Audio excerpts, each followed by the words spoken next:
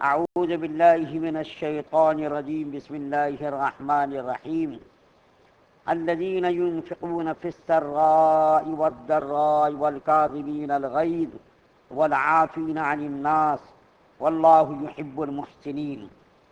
ایسے لوگ جو کہ خرچ کرتے ہیں فراغت میں اور تنگی میں، اور غصے کے ضبط کرنے والے اور لوگوں سے درگزر کرنے والے، اور اللہ تعالیٰ ایسے نیکوکاروں کو محبوب رکھتا ہے۔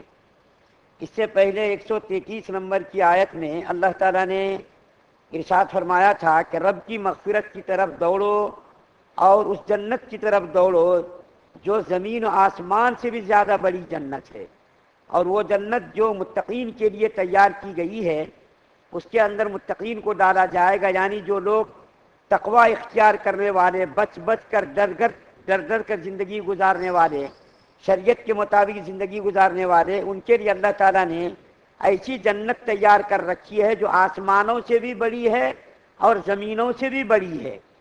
اب متقین کون لوگ ہیں؟ اللہ تعالیٰ نے 134 نمبر میں ان متقین اور مومنین کی چند صفات کو بیان کیا ہے۔ سب سے پہلی صفت تو یہ بیان کی ہے کہ تنگیوں میں اور آسانیوں میں، مشکلات میں اور راحت میں، ہر حال میں وہ اللہ کے راستے میں خرچ کرنے والے ہیں۔ اور دوسری صفت یہ بیان کی گئی کہ وہ لوگ غصے کو پینے والے ہیں، اور تیسری صفت یہ بیان کی گئی جو لوگوں کو معاف کرنے والے ہیں۔ سب سے پہلی صفت تو متقین کی جو بیان کی گئی وہ ہر حال میں خرچ کرنے والے۔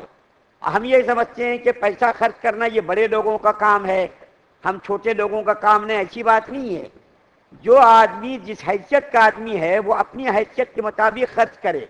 بڑا آدمی ہے، بڑا آدمی اپنی پوزیشن، اپنی حیثیت دیکھ کر خرچ کرے۔ غریب آدمی اگر 100 روپیہ کماتا ہے تو 100 روپے کے اعتبار سے خرچ کرے۔ کوئی 1 لاکھ کا مالک ہے تو 1 لاکھ کے اعتبار سے وہ خرچ کرے۔ خرچ کرنا سب کے لیے ہے، یہ نہیں ہے کہ صرف پیسے والے مالدار لوگ، کروڑ پتی لوگ، لاکھ پتی لوگ خرچ کرنا، ایسی بات نہیں ہے۔ ہر آدمی اپنی اپنی حیثیت اور اپنی اپنی طاقت کے مطابق خرچ کرے۔ سورہ بقرہ کی بالکل ابتدائی آیات میں اللہ تعالیٰ نے ایسے لوگوں کی تعریف بیان کی ہے جو مومنین اور متقین لوگ ہیں، اور اللہ تعالیٰ کی ذات پر ایمان لانے والے، غیب کی چیزوں پر ایمان لانے والے، اور وَمِمَّا رَزَقْنَاهُمْ يُنْفِقُونَ، اللہ کے دیے ہوئے مال میں خرچ کرنے والے۔ قرآن پاک کے اندر بے شمار آیات میں اللہ تعالیٰ نے خرچ کرنے والوں کی فضیلت بیان کی ہے۔ دیکھیے وَمِمَّا رَزَقْنَاهُمْ يُنْفِقُونَ کہ اللہ تعالیٰ نے جو کچھ دیا ہے اس مال میں سے، دیے ہوئے پیسوں میں سے خرچ کرتا ہے آدمی، کم ہو زیادہ ہو کوئی بھی ہو، کتنی بھی تعداد، اللہ کی نظر میں کثرت اور قلت کی کوئی حیثیت نہیں۔ اللہ کی نظر میں تو نیت کا اعتبار ہے۔ اللہ تعالیٰ زیادہ مال کو نہیں دیکھتے، بلکہ اللہ تعالیٰ تو مومن کے نیت کو دیکھتے ہیں کہ کون سا مومن کس نیت سے خرچ کر رہا۔ ایک آدمی وہ ہے جو خوب پیسے خرچ کرتا لیکن ریاکاری کے لیے خرچ کرتا، ایک آدمی وہ ہے جو اللہ کی رضا کے لیے خرچ کرتا، بہت کم خرچ کرتا۔ تو زیادہ پیسہ اگر کوئی آدمی خرچ کرتا ہے، ریاکاری کے لیے خرچ کرتا، تو اللہ کی نظر میں اس کی کوئی حیثیت نہیں۔ لیکن ایک آدمی ہے جو بالکل معمولی 100 میں سے 1 روپیہ خرچ کرتا، 50 پیسہ خرچ کرتا، 10 پیسہ خرچ کرتا، لیکن اللہ کی رضا کے لیے خرچ کرتا، تو اللہ کی نظر میں اس 1 روپے کی، 50 پیسے کی، 10 پیسے کی حیثیت ہے، لاکھوں کروڑوں کی کوئی حیثیت نہیں ہے۔ حدیث کے اندر بھی خرچ کرنے کے بڑے فضائل بیان کیے گئے۔ چنانچہ اللہ کے رسول صلی اللہ علیہ وسلم نے حضرت آسمہ رضی اللہ تعالیٰ عنہ سے فرمایا، اے آسمہ تم گن گن کر مت رکھا کرو، اللہ کے راستے میں خرچ کیا کرو، بے حساب خرچ کرو، اللہ بھی تم کو بے حساب دے گا۔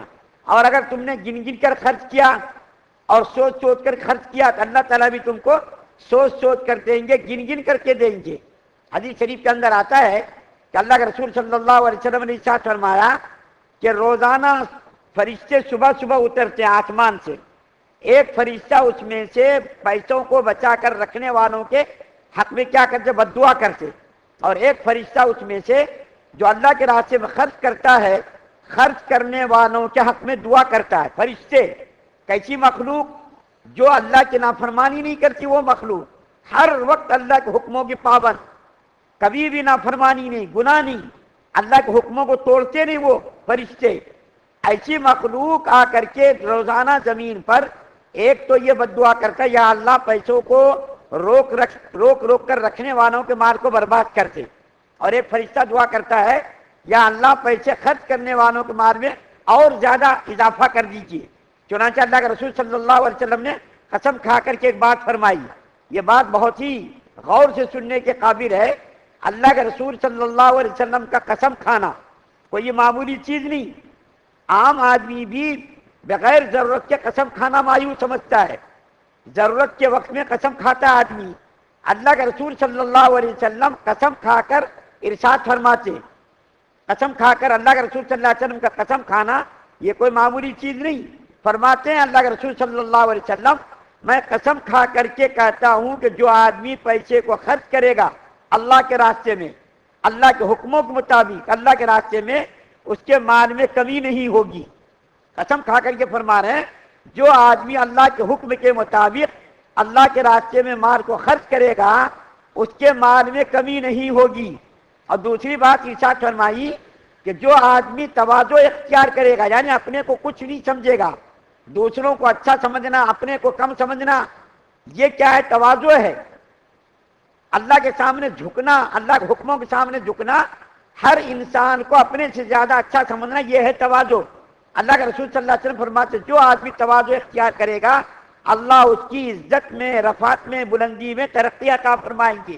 اور تیسری بات یہ ارشاد فرمائی کہ جو آدمی دوسروں سے درگزر کرے گا، یعنی معاف کرے گا، جیسا کہ آگے کی آیت میں یہ بات آتی ہے انشاءاللہ بیان کریں گے ہم، کہ جو آدمی درگزر کرے گا، معاف کرے گا، اس کو اللہ تعالیٰ اس کے مرتبے کو اور بلند کریں گے، اس کی عزت کو کم نہیں کریں گے۔ ہم کیا سمجھتے ہیں؟ ارے اس نے میری ماں کی گالی دی، اس نے مجھ کو یہ کہا، ہم اگر بدلہ نہیں لیں گے میری شان چلی جائے گی، میری ناک کٹ جائے گی۔ نہیں، آدمی اگر معاف کرے گا تو معاف کرنے والوں کی بلندی کو اور اللہ تعالیٰ بڑھاتے ہیں۔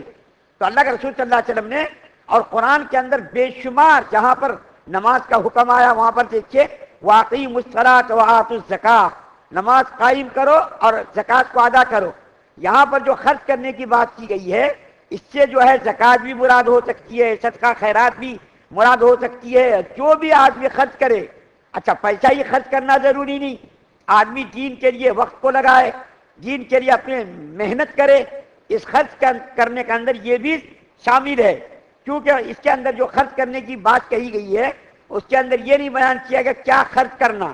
اس لیے علماء لکھتے ہیں، مفسرین لکھتے ہیں، کوئی اگر دین کے تقاضوں کے اوپر لبیک کہہ کر کے وقت کو بھی خرچ کرے گا، دین کے لیے محنت کرے گا تو وہ بھی خرچ کرنے کے اندر شامل ہے۔ اللہ کے رسول صلی اللہ علیہ وسلم نے ارشاد فرمایا سخی آدمی اللہ سے قریب ہے۔ دیکھیے کتنی بہترین ایمان افروز حدیث ہے۔